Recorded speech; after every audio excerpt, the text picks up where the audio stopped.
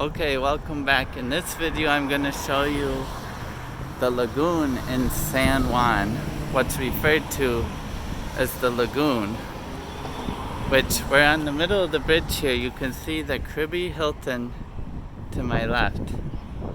To my right is the Condado Plaza, and this is where the ocean comes in and flows under this bridge to form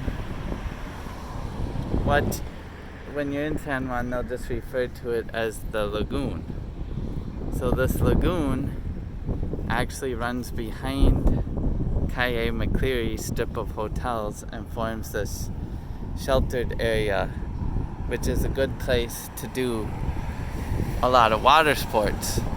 As you can see here, people are kayaking and paddleboarding. And there's a place right there across from the Condado Plaza that rents the kayaks and the paddleboards by the hour and bikes, and so that's quite popular.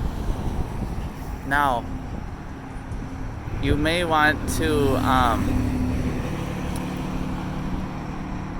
where I actually rented the paddleboards, if it's still there, was over at the other end. There's a park, and I found a guy on Facebook who had his own tent, and it was cheaper. I think like $20 for 2 hours.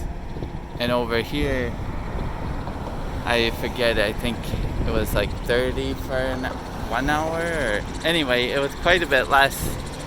This is the most convenient for people staying in the hotels, but if you're not staying right here and you're Ubering there or whatever, there's a park over there with a good deal.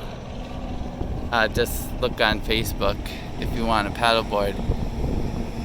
But I recall when we did it, we came from over there and went along this, and you had the breeze that day pushing you, so it was a little more difficult. And then we took a break at that beach, and then we had to cut across here, this open water, and we took a break at that beach. But this part going across was the most difficult because it was windy that day. Now today the wind seems a little lower, but it's always hard to tell till you're out there.